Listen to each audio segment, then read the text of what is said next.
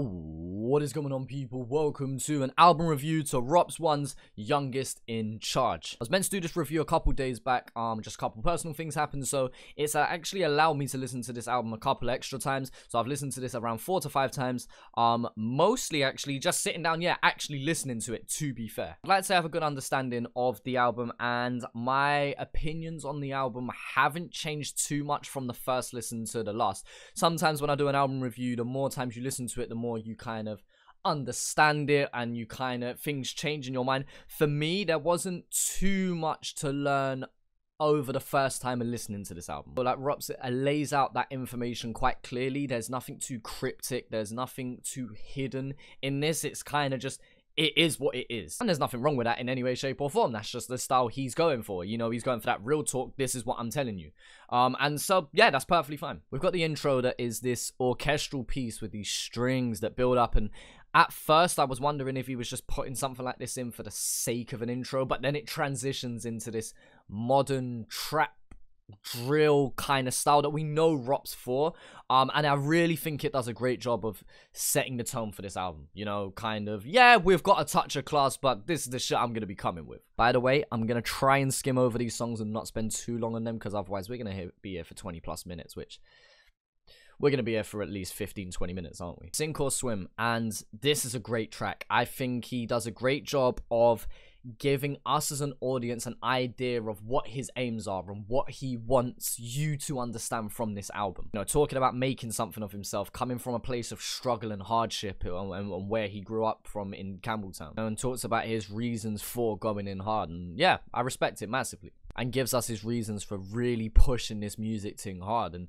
you know, I feel like that's a great thing, because a lot of people can relate to that, growing up in hardship, growing up in struggle, and wanting to make something of themselves, or at least doing enough to get by. And Rops is like, look, I just want to do more than get by. I actually want to do something with myself. And I feel like that's an inspirational message to a lot of people. Even it's not the most creative message, but it's definitely one that people can relate to. And we got Frontline. My full reaction will be up on the channel.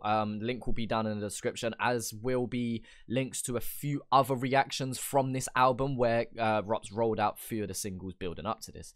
But yeah, Frontline, obviously it's that bouncy trap style. He continues to send his message of, I'm working hard, I'm grinding. Also, you know, goes at the fake rappers, the fake drillers, you know, all of that game. And you know, Rops has, I have wordish sometimes. Sometimes I speak words. Booking Fee, which is probably one of my top 3 songs on this album. I really enjoy this, you know. He switches up his style nicely, you know. And there is amazing production. Whoever produced this one, shout out to whoever you are. Rops kind of focuses more on the business side of things a little bit more with this one. Still calling out the fake drillers and the fake gangsters and the people who aren't really about it. But he talks about, you know, the business side of things. And that's what I like about Rops. He's able to talk about the road side of things, and he's able to talk about the business. And it's kind of the, like, the power thing, like the Jamie St. Patrick. This is my business side, this is my hood side. And I like that dynamic that Rops is able to show. There's a bar in here that I absolutely love. They thinking I'ma risk it all for some no ones.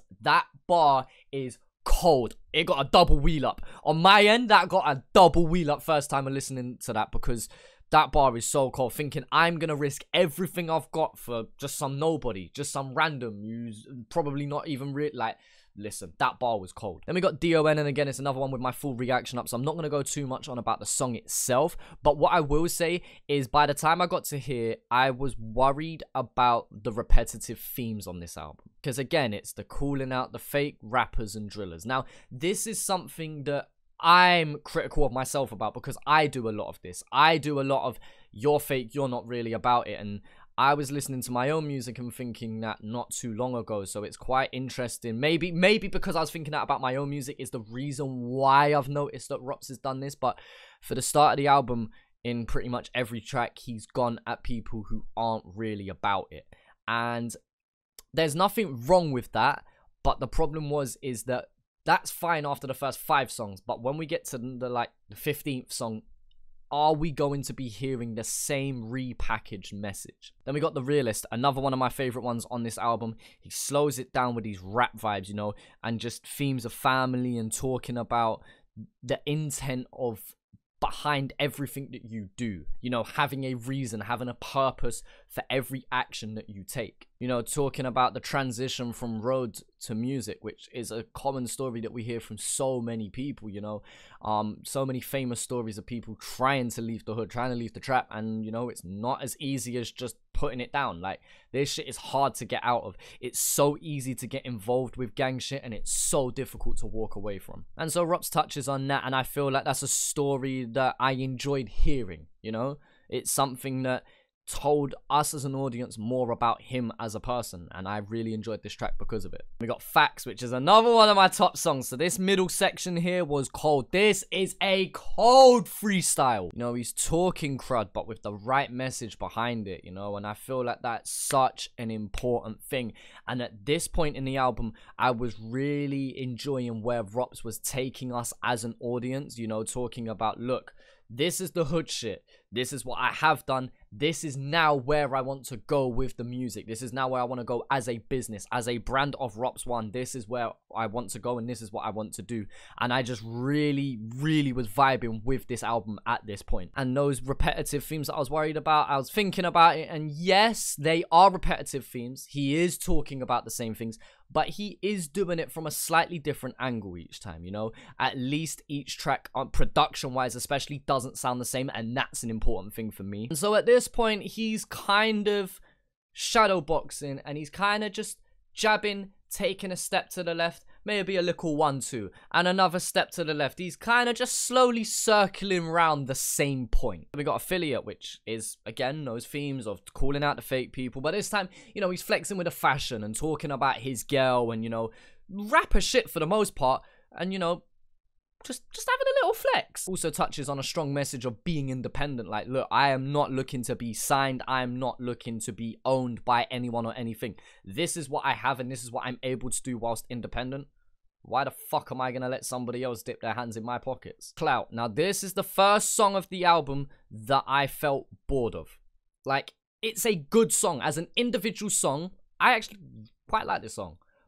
But as a project, this is the first time I zoned out a little bit. Like, I got halfway through the song and had to put it back to the start because it felt repetitive. And so it's the same subject matter from a slightly different angle, and after a while of those jabs and strafes to the left, you're kind of waiting for something bigger to happen. But then we got Slap It Off, and Cursor being the only feature here of this album obviously puts eyes on this track already. Can I just say, he nails exactly what this album needs. He nails exactly what the track needed. You know, we've got 9 or 10 tracks deep now, and we've only heard Rops' voice, so when Cursor touches mic, you hear the contrast straight away. You know, you're sitting in your house, lights on, and then all of a sudden, just bang, lights are gone. You notice the difference straight away. And stylistically, they just worked really well together, you know. It was a track that they both fit on. It's a track that I wouldn't be mad if it was Cursor featuring Rops. Like, if this was a Rops feature on Cursor's album, this would fit in. And obviously, it fits into this album really well. Just stylistically, it works for the both of them. I know they have a good affiliation with each other. I know Cursor's put on for Rops a lot, and I know that Rops has a lot of respect for Cursor, of course, being in the same area. And just, yeah, this feature definitely just picked up my attention again on this album. Then we've got TNs, and again, I have my full reaction up, and I do enjoy this as an individual track. This is the first time that I have a problem with the album now. Being a viewer of the channel, you'll know that over time, I dig people here and there out because they contradict themselves. And normally I say that you can contradict yourselves on separate tracks, but don't contradict yourself on the same track, especially not the same verse. Now, as an album, TN's doesn't fit at this point in the album. TN's and Life of Mine just didn't belong at this point in the album. I almost wish that the album was flipped on its head. And the reason for that is I feel like Rops is telling a story here, but he's not telling it in chronological order. Chronological order being, well, the order of events in the time that they happened. And so if I heard this album before Rops sent this out to Spotify, all of the platforms, etc., etc., this is what I personally would have told him. You have a story to tell here of going from the roads to now becoming a figure in music. which he touches on in Famous and even Still Wanna, and I'll come on to those in a minute, but let me just focus on the ordering right now. You go from being in the trap, being in the hood, which is what some of these songs are talking about. And that's fine. That's your story to tell. Go for it. We want to hear that story. But for me personally, I thought it would have been better if he started off with talking about the roads and then over the course of the album talked about the transition of leaving, and then by the time we get to the end of the album, he's like, yep, I'm out of the trap now. Now it's just music. This is what I want to do. I feel like that as a story just would have resonated and clicked so much better than this, because he's kind of gone backwards. He starts off with being out of the hood, and then you kind of go down into the middle and it's kind of the transition, and then we get on the back end here and he's talking about jumping out of the 4-door, running down people, and it's just like, that frustrates me. Because as individual songs, he's killing it. TN's is a cold trap. What are you talking about? But it's in the wrong order for me in the album. And that's the biggest criticism I have. The music itself is sick. I really do enjoy this album. I just wish the order of it was nearly flipped on its head. Famous is a great track. It talks about fame and the changes that come with starting to get that attention and the money. And again, that's that kind of transition phase. That's kind of should have been a little bit earlier in the album for me, in my opinion. Still Wanna felt like Famous Part 2. I mean, it was kind of the same subject matter. They definitely belong side by side. But again, that just belongs with Famous just earlier on in the order. And then Mentions, which is, again, one of the top 3 tracks in this album, just because, I don't know. I don't normally like the current trendy kind of sound, but Rops fucking nails it here. How can I say? The piano definitely sounds like a sample flip on AJ Tracey and H's song Rain. It sounds like that Take Heath kind of sound. I don't know if it actually is or isn't, but that's what it just reminds me of. You know, that big energy track, that bouncy trap feel, fits in with a trending sound of current climate, and just... it shouldn't have been the outro. Like, the intro I talked about highly because it felt like an introduction to our story.